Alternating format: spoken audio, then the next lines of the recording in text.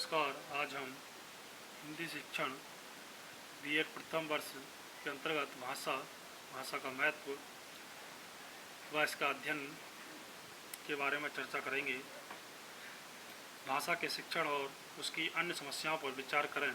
यह आवश्यक प्रतीत होता है कि हम यह देखने का यत्न करें कि भाषा शब्द से हमारा तात्पर्य क्या है और भाषा का हमारे व्यक्तिगत और सामाजिक जीवन में क्या महत्व है। हिंदी भाषा के सुप्रसिद्ध विद्वान ने रामकृष्ण वर्मा इस भाषा शब्द का अर्थ इस प्रकार स्पष्ट किया है कि मुख से उच्चरित होने वाले शब्दों और वाक्यों आदि का वह समूह जिसके द्वारा मन की बात बतलाई जाती है भाषा कहलाती है।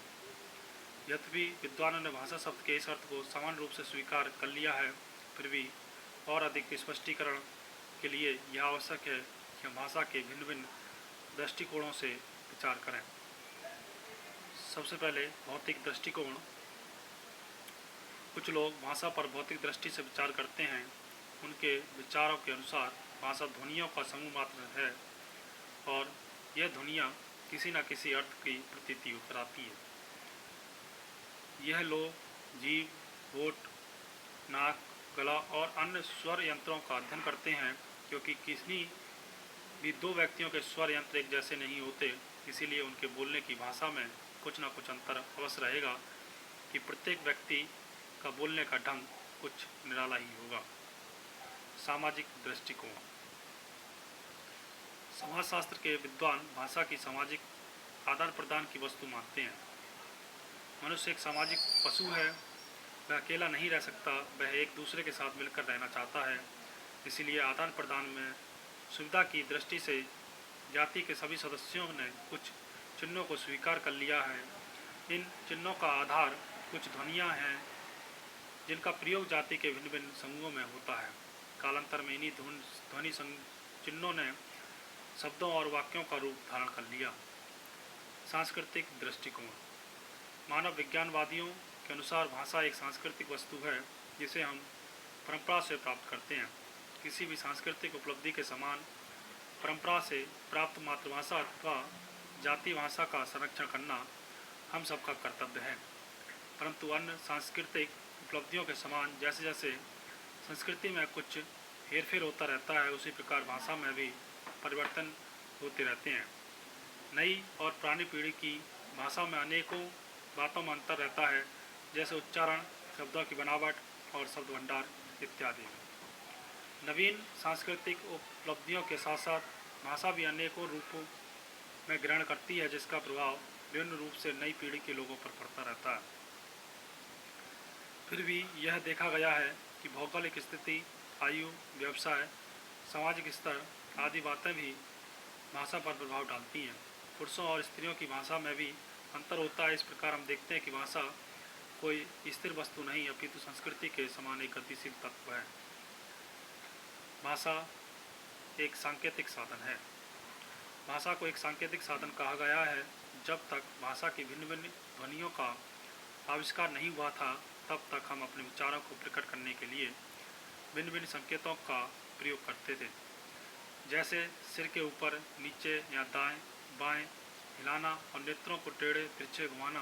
परंतु केवल आंगिक संकेतों के सहारे हम अपने सभी विचारों को ठीक प्रकार से अभिव्यक्त नहीं कर सकते। इसलिए कालांतर में भाषा का आविष्कार हुआ। पहले हम जब अपने विचारों को प्रकट करते तो आंगिक संकेतों का प्रयोग करते थे, परंतु बाद में भाषा के आविष्कार के माध्यम से भाषा के विचारों की अभिव्यक्ति होने लगी। भाषा ही भी एक प्रकार की संकेतक ही है, परंतु अंतर केवल इतना है कि यह शारीरिक और आंगिक संकेत न होकर ध्वन्यात्मक संकेत है। शारीरिक और आंगिक संकेतों की कोई ना कोई सीमा होती है, परंतु ध्वन्यात्मक संकेतों की कोई सीमा नहीं होती। इसके अतिरिक्त आंगिक संकेतों के द्वारा कुछ गिने चुने भावों को ही स्पष्टीकरण कर सकते हैं, जो मनुष्य को एक सीमित क्षेत्र में रहने के लिए बाध्य करते हैं। अपने परंपरागत विचारों की अमूल्य निधि को सुरक्षित रखने की बात दूर रही, हम अपने ही समय के लोगों के विचारों को इन शारीरिक संकेतों द्वारा प्रकट नहीं कर सकते।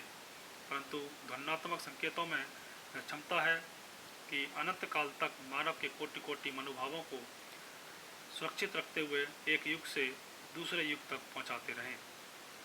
आज मानव ने ज्ञान विज्ञान में जो इतनी प्रगति की है, प्रतिदिन जो भिन्न भिन्न अनुसंधान और आविष्कार हो रहे हैं, दार्शनिक और मनोवैज्ञानिक तथ्यों का जो इतना प्रसार हो रहा है, वह भाषा के ध्वन्यात्मक संकेतों के बिना कभी संभव नहीं होता। अंत में हम कह सकते हैं कि भाषा ज्ञान के असीम अंश को समीप बनाती है और निराकार विचारों को साकार रूप देती है। भाषा का महत्व। मानव समाज को विधाता की ओर से जो सबसे बड़ा वरदान मिला है वह भाषा का ही है। भाषा के बिना मनुष्य समाज की दशा कितनी शोचनीय होती, इसकी जानकारी पशुओं, पक्षियों और कीट पतंगों आदि के दयनीय जीवन क्रम को देखने से भली भांति हो सकती है। भाषा का महत्व एक अन्य दृष्टि से आंका जा सकता है। वह समाज, जाति अथवा राष्ट्र उन्नत समझा जाता है जिसका साहित्य उच्च कोटि का हो। भारतीय समाज कितना ऊंचा है, ये कितना प्रगतिशील है, इसका अनुमान उसके उपलब्ध साहित्य से लगाया जा सकता है। जिस जाति के पास वैदिक साहित्य, उपनिषद ग्रंथ, दर्शन शास्त्र, रामायण, महाभारत, भास, कालिदास, भवभूति, तुलसीदास, सूरदास और जयशंकर प्रसाद जैसे महानुभावों की कृतियाँ हों, उस जाति के विचारों संबंधी श्रेष्ठता की को भला कौन स्वीकार न करेगा। साहित्य को समाज का दर्पण कहा जाता है, अर्थात सामाजिक जीवन का प्रतिबिंब हमें साहित्य में उपलब्ध होगा। समाज के जैसे विचार होंगे, भावनाएं होंगी, वैसा ही उसका साहित्य भी होगा। परंतु यह सब भावनाएं और विचार कौन से माध्यम से के द्वारा अभिव्यक्त किए जा सकते हैं? भाषा के द्वारा ही हम इन सब का आकलन कर सकते हैं। बिना भाषा के माध्यम के हम इतने सुंदर और उच्च कोटि के साहित्य का सृजन करने में समर्थ ना हो सकते। उन्नत साहित्य से हमारा तात्पर्य है भाषा का व्यवहार सुंदर रूप में विविध शैलियों में किया जाए। भाषा का अध्ययन।